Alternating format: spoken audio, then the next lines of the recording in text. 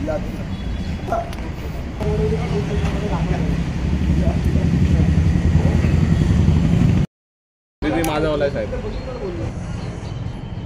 आता इथे पोलीस स्टेशनला आग्रह केला आहे की त्यांनी पूर्ण त्या लेबर कॅम्पच्या सगळ्या कामगारांची यादी जो कन्स्ट्रक्शन कॉन्ट्रॅक्टरकडे मिळवायची, त्याचं टोटल व्हेरिफिकेशन करायचं.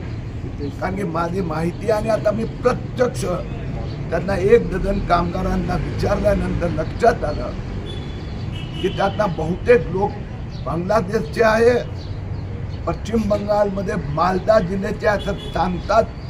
कोणतेही कागद नाही आहे, एक आधार कार्ड याला आयडेंटिटी पुरावा धरला जात नाही, रेसिडेंट पुरावा. पोलिसांना मी आग्रह केलाय की तुम्ही आत्ता आज कॉम्बिंग ऑपरेशन केलं पाहिजे. या इथूनच मी ठाणे पोलीस आयुक्तांशी बोललो आहे आणि त्यांनी मला कबूल केलं आहे की ते DCP प्रशांत कदमला सांगून त्याचा आजचा कॉम्बिंग ऑपरेशन केलं जाणार. त्यांनी तात्काळ लावला आणि हा जो तपास काही राजकारणी वेगळ्या दिशेला घेऊन जाण्याचा प्रयत्न करत होते त्याला त्यांनी उत्तर दिलेलं आहे. आपण पाहता या ठिकाणी आम्हाला आठवत आहे की या ठिकाणी खाडीओज की त्यांची कामं पूर्ण करण्याकरता कुठूनही लेबर आणतात. बांगलादेशीय अशा वृत्तीची लोक लेबर म्हणून या ठिकाणी काम करतात आणि नंतर काही वेळातच काही दिवसाने या देशामध्ये, या राज्यामध्ये, या शहरामध्ये चुकीच्या पद्धतीने कामं करतात.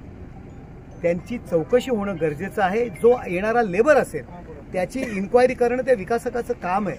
असं ठाण्यात बरीच कामं आहेत. उद्या भविष्यात काय परिस्थिती निर्माण होईल, कुठलीही चौकशी न करता त्या ठिकाणी त्यांना झोपड्या बांधून तर अशा पद्धतीने जर ठेवत असतील तर उद्या मी ठाणे कमिशनरकडे सुद्धा तक्रार करणार आहोत की यांची इन्क्वायरी व्हायला पाहिजे आणि अशा पद्धतीचे लेबर ज्यांच्याकडे सापडतील, ज्यांनी विदाऊट इन्क्वायरी जर लेबर या ठिकाणी ठेवले असतील त्याही विकासकांवरती कारवाई करायला पाहिजे. अशा पद्धतीचा उद्या आम्ही मुंबई कमिशनरला भेटणार आहोत.